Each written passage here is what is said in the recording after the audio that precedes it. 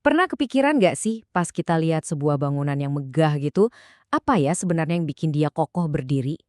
Nah, hari ini kita akan lakukan hal yang sama, tapi buat sholat. Kita akan bongkar satu persatu buat nemuin apa aja sih fondasi dan pilar-pilar utamanya. Nah, ini dia pertanyaan utamanya. Pertanyaan inilah yang bakal jadi pemandu kita. Waktu kita bedah satu persatu, apa sih sebetulnya kerangka inti dari salat itu? Eits, tapi tunggu dulu. Sebelum kita bahas bangunan utamanya, kita mesti cek fondasinya dulu dong. Ada satu langkah persiapan yang penting banget yang nyiapin segalanya, baik fisik maupun spiritual. Inilah yang kita sebut kesucian ritual.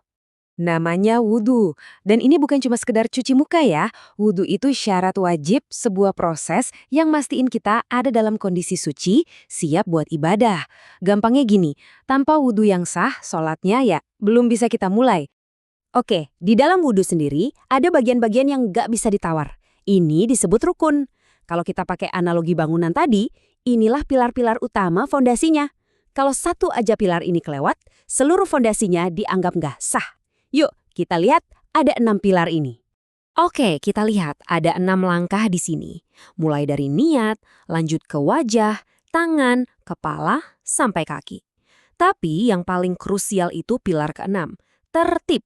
Artinya urutannya itu harga mati, nggak bisa dibolak-balik. Tertib inilah yang mengunci kelima pilar sebelumnya jadi satu kesatuan yang sah. Nah, slide ini nunjukin sesuatu yang penting banget. Ada bedanya antara yang wajib dengan yang lengkap. Di kiri kita punya 6 pilar yang mutlak harus ada.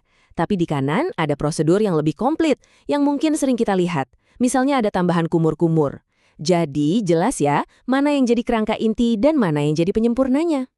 Oke, fondasi kesuciannya udah beres kita bangun lewat wudhu. Sekarang, baru deh kita bisa masuk ke bangunan utamanya, sholat itu sendiri. Dan coba tebak, sama kayak wudhu, sholat juga punya pilar-pilar fundamentalnya sendiri. Inilah yang kita sebut rukun sholat. Kutipan ini ngegasin semuanya. Rukun sholat itu bukan pilihan, bukan juga bonus. Ini adalah kerangka yang nggak bisa dinego, yang jadi penopang utama ibadah. Kalau kita sengaja ninggalin satu aja, seluruh bangunannya bisa jadi nggak sah. Terus ada berapa sih pilar yang nopang sholat? Jawabannya 13. Eits, jangan khawatir dulu. Kita nggak akan bahas semuanya sekaligus. Kita akan pecah jadi 3 bagian biar lebih gampang kita cerna.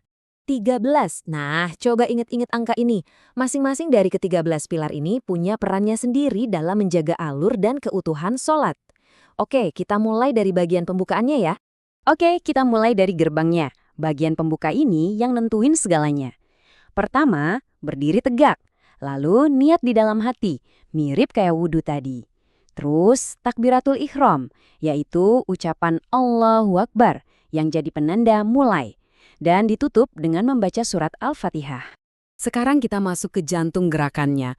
Ruku atau membungkuk, berdiri tegak lagi, lalu sujud. Tapi coba deh perhatiin, ada satu kata yang diulang-ulang di sini. Tuma'ninah, apaan tuh? Tenang-tenang, kita akan kupas tuntas sebentar lagi.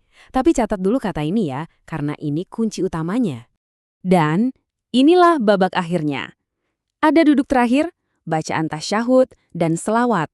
Lalu ditutup dengan salam pertama sebagai tanda salatnya selesai. Dan lihat pilar ke-13. Tertib, persis kayak wudhu.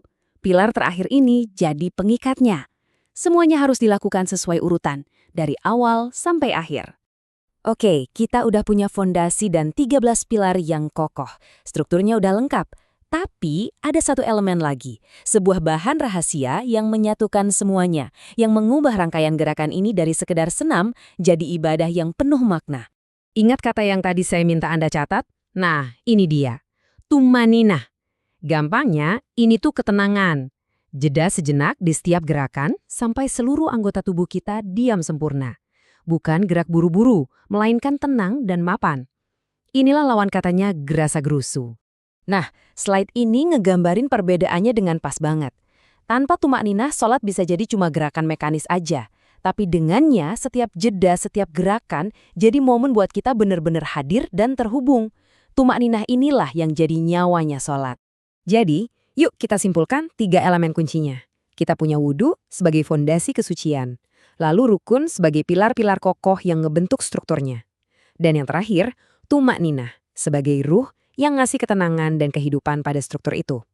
Fondasi, struktur, dan ruh.